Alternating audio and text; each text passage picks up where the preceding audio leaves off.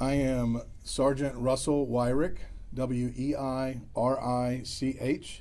I'm with the Tactical Investigations Command and the Child Exploitation Unit with the Austin Police Department.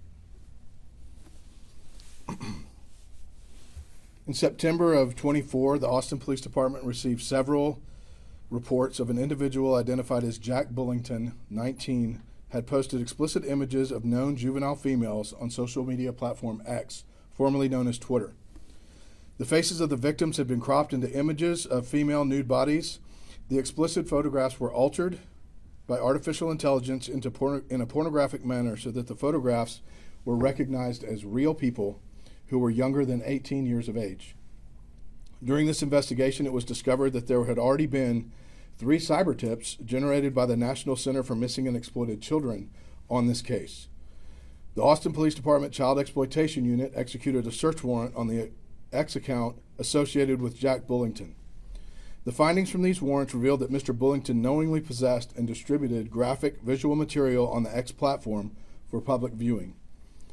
It was determined that he obtained photographs of the victims from a variety of social media sites and platforms where the victims were younger than 18 years of age, which he then shared on X with another individual located overseas. Mr. Bullington requested that these images be altered to create pornographic images and content and agreed to provide financial compensation for the modifications once completed. As a result of the investigation, the Child Exploitation Unit has identified 11 victims who at the time the images were created were juveniles. After staffing this investigation with the Travis County District Attorney's Office, 10 charges have been filed against Mr. Bullington for possession and promotion of lewd visual material depicting a child, 1 charge of possession of child pornography, and 1 charge of promotion of child pornography. 6 of these charges have already been indicted by a Travis County grand jury. More charges are pending as additional victims are identified. The Austin Police Department Child Exploitation Unit wants this to serve as a deterrent to anyone considering generating this type of sexual abuse material. The images created in this fashion are illegal, and the actions taken create trauma and embarrassment for the victims. I would like to thank the APD Tactical Investigations Victim Services, Liliana Iguia and Christma Garcia, National Center for Missing and Exploited Children, and the Travis County District Attorney's Office for their assistance in this case. And I'm going to let Ms. Jen Newman from NCMEC come up and say a few words.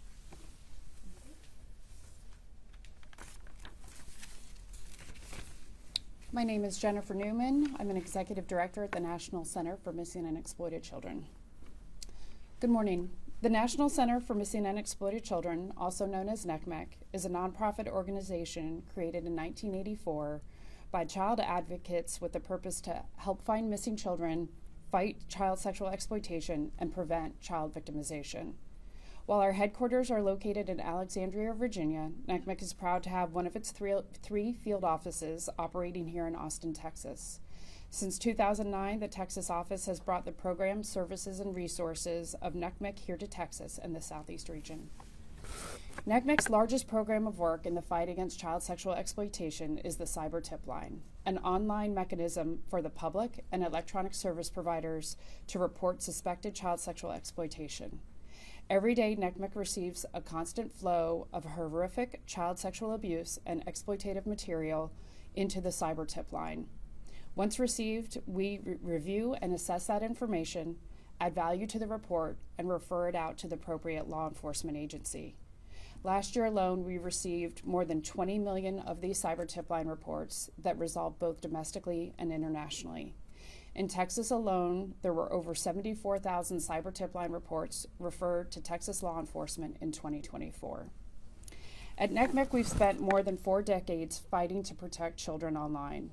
Today, we're facing a new and deeply disturbing threat, the production of child sexual abuse material through generative AI technologies. While AI can be useful, many widely available generative AI tools can be weaponized to harm children. In 2024 alone, NCMEC saw a 1,300% increase in cyber tip line reports that involve generative AI technology, going from 4,700 reports in 2023 to over 67,000 reports last year.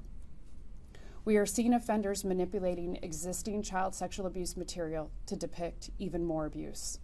We are seeing offenders asking how they can avoid detection or become more successful in targeting children.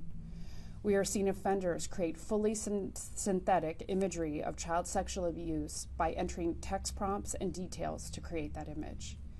And we are seeing offenders take everyday imagery, completely innocent images and videos of real, actual children, and engineering those files to depict that child in a sexually exploitative or abusive scenario.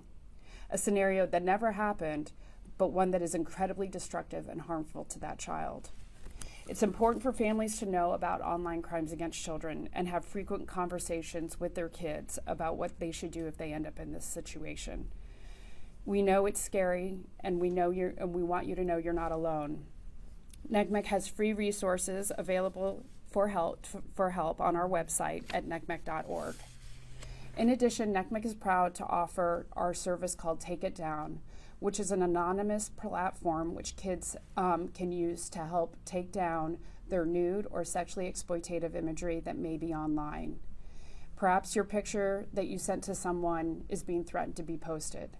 Maybe a generative AI photo of you is posted. Even if you're unsure whether that image has been shared, we want to help and try to remove it, and this service can help. The process is simple. You visit ncmec.takeitdown.org to get started. The program works on public and unencrypted platforms who've agreed to participate, including Facebook, Instagram, TikTok, Snap, and many others. Take It Down is a great tool, but you should always report these incidents to NCMEC Cyber Tip Line. Those reports are made available to law enforcement, and we at NCMEC can offer additional services and support for the children and families impacted by these events.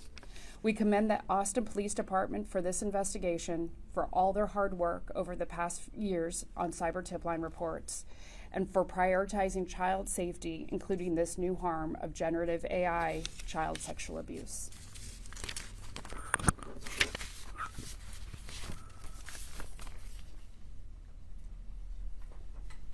Yeah, I'll take a few questions. You said 11 juvenile victims. Are there more victims though that aren't necessarily juveniles? No, all the images that we are filing charges on are when the people were juveniles. What type of punishment could you be looking at for these charges? We are at a punishment range for between a first and second degree felony on those. Would you say this is something that parents should be concerned about? Absolutely. I think it's a lot of what we deal with at the Child Exploitation Unit has to do with things that have happened on social media, things that have happened like this, where somebody sends an image to somebody thinking it's innocent enough or private enough, and then it ends up getting exploited either for money or they tell them it's going to go on social media platforms or that sort of thing. The best advice that I can give parents is, first of all, know what's in your kid's phone, know what they're doing, be able to check your kid's phone, have the passwords and that sort of thing. The reality is many times the kids don't know how to overcome these obstacles once they've happened, and it's too late right then. So they something happens to them, and then they get a little deep in deep water, and then they don't know what to do, and then it's happened over and over and over again. And then sometimes they've already sent money, sometimes they've already done other things, they've sent more images or whatever it is. And so then they finally get to that point. I mean, this has even caused suicides, So, be able to tell your parents and talk to your parents, and parents, please be able to talk to your kids about these sort of things so you can have an open conversation if something goes terribly wrong like it did in this case. AI can look so real. How do y'all detect these types of things? It's very difficult for us as well. We have tools that, obviously I can't talk completely about, but we do have tools that we use to identify them. NCMEC is a very good partner with that. Some of them are fairly obvious. A lot of times when we have a victim, once we interview them, said, I was never in this scenario. This has never been me. I sent this specific image on Snapchat. but it was doing this, and they have the original image or whatever it was.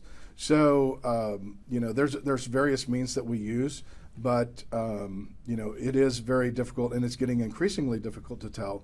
But the victims are what really tell the tale, because they can tell you exactly where they were and when. Do the victims come to you first and then you investigate? Yes. Well, our stuff comes in two ways. We either get victims that report crimes to 911 or 311. We have an officer that goes out, takes a report, and then it comes to the Child Exploitation Unit. Or the lion's share of what we do at the Child Exploitation Unit comes from NCMEC. They send out cyber tips, and they are the clearinghouse for everything child pornography or child sexual abuse material. Social media platforms and the like are required to send them suspected images of child pornography. Once they get them, they send them through the Attorney General's office to them, and we are members of the Internet Crimes Against Children Task Force of South Texas, and then so we get those reports from the Attorney General's office, and then from then we investigate them, and we run anywhere between 300 and 600 cyber tips a year. Did you say this suspect knew these victims? Many of them he did. Let's just put a scenario out there that parents might be thinking this. If my child is walking down the street, should they be concerned that something like this could even happen just in a scenario like that? I would say that the bounds of a criminal mind are endless. So any picture that somebody can get off of social media, they can alter in AI. No matter where they get it. You probably already answered this, but if your child is exploited in any way, including AI, are there any resources you recommend for parents to help get it back? Yes, so the Austin Police Department has a victim services unit that works with many of our other units, sex crimes, child abuse, and that sort of thing throughout the department. We work very closely in the child exploitation unit with our victim services. They do a great job. They're always there for our victims, and they have a lot of resources that they give. And it's a very heavy lift that we don't have to do as far as dealing with victims, and they do that for us, and it's very much appreciated.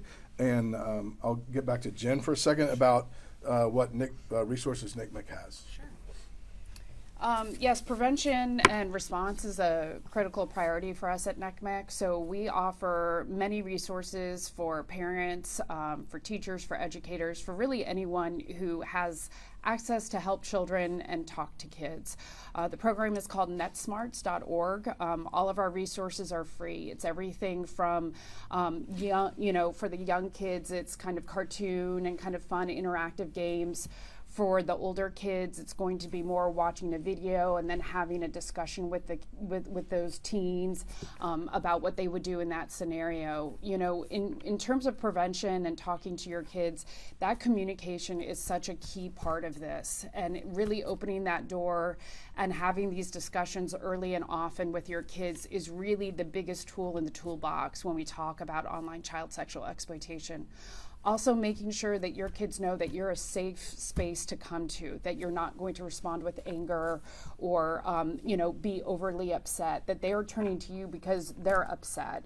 And so it's also about educating adults too, to say, hey, how can I be a better adult to receive this information if my child comes to me?